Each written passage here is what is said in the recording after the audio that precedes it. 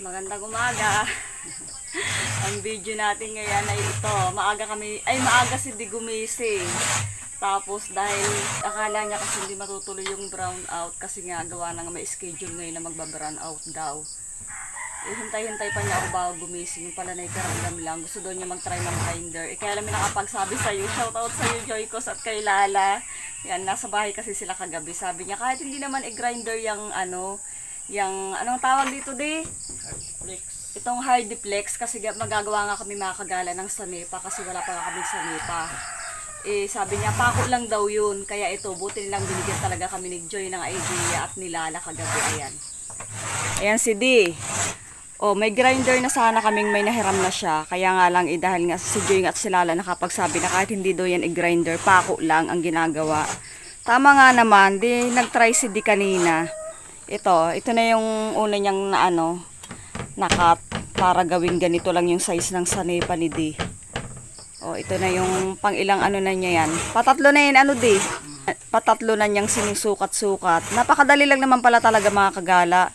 Kapag na ganyan mo na siya ng pako, tapos medyo ibabalik mo na lang, putol na siya.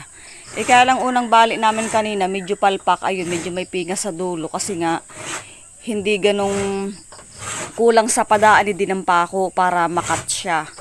Pero ito okay naman yung susunod.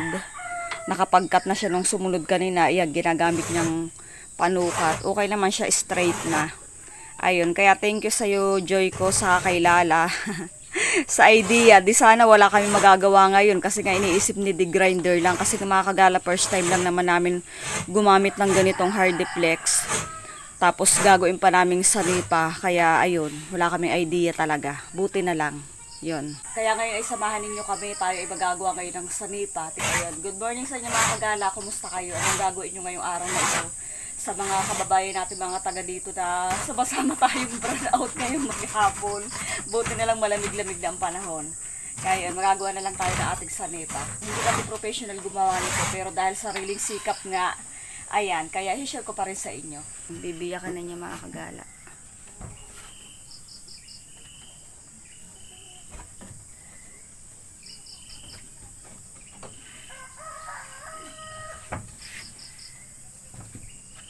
May ka ng kaunti din.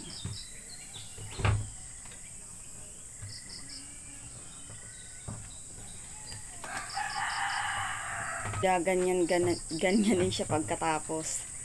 Parang kakawang mo siya.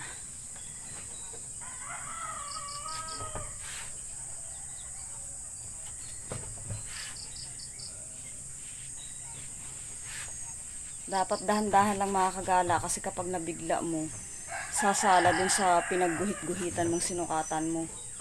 Nagkakaroon din ng sabi nga pingas.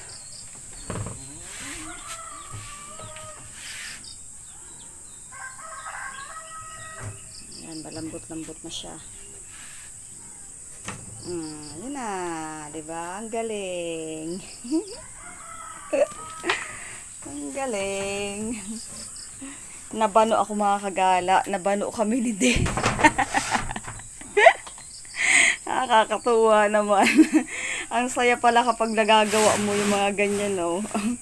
Hindi kailangan na mag-grinder pa sana kami. Aksaya pa sa kuryente. Tapos kung nagkataong walang kuryente, wala kami magagawa. Kaya talagang buti na lang at ini-adya na nangapit bahay ulit kagabi dito sa bahay si Joy ko. At nga nakita nga niya na ganito yung gagawin namin ngayon. Siya. Malinis. Paulit-ulit lang naman na ganun yung gagawin namin. Tutulungan ko muna si D. Mamaya ko na lang ulit ipapakita sa inyo ibang gagawin namin kapag maglalagay na kami ng sanepa. Yun lang. Good morning, Sunny. Yan, dyan lang kayo mga kagala.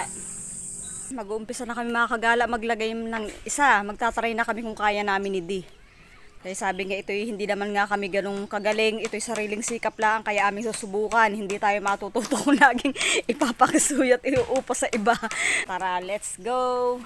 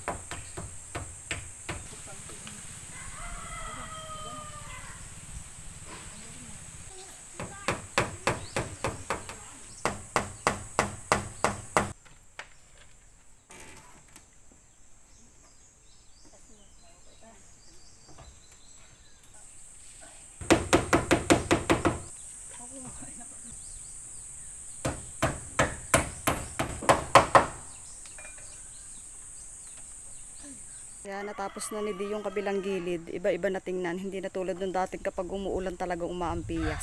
Sa kabila naman. Pero doon kayo sa kabila mga kagala, doon kami magagawa talaga ng totoong kusina namin. Kaya baka yung kabilang tapat, lahat doon sa kabilang gilid ay hindi namin malagyan. Kasi nga, malay mo magkaroon kami paglalaon ng budget para sa kusina namin. Isayang naman, babaklasin na naman. Kaya baka hindi na namin lagyan ng sanipa yung kalahati ng gilid doon sa may tapat ng ano namin na yan. Kabuuan itong bahay na to. Baka ang lagyan lang namin ng sanipa, yung hanggang tapat lang ng terrace na yan. Oh. Tapos, bakante na muna yung kabila.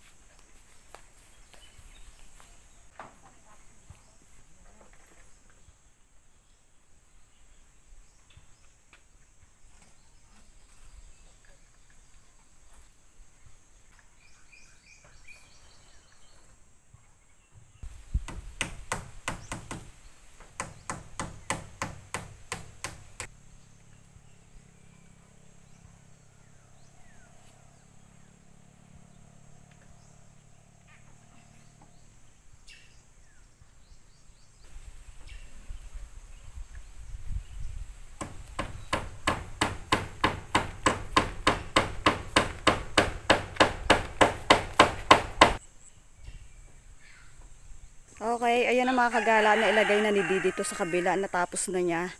Tapos ayun, patuloy pa rin namin tinatapos dun sa kabila.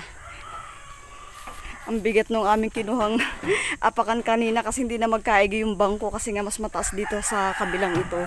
Kaya talagang kailangan namin ng mas mataas na apakan. Kinuha pa namin doon sa bahay ng kapatid ko sa kabila. Okay? Tapos yun mga kagala, dito sa kabila, hanggang dyan na lang talaga munang ilalagay namin kasi nga sa dako-dako dyan pagka lalaon-laon pa. Dito talaga kami maglalagay ng aming kusina. Kaya hindi namin isusundo ang paglalagay ng sanipa doon sa dulo. Abot dyan na lang kasi tatanggalin na naman kapag kami mag-uumpisa na magpakusina.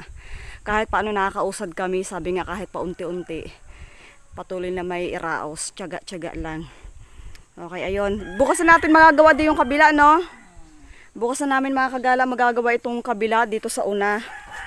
Itong bandang ito. Tapos sa kabila rin yan.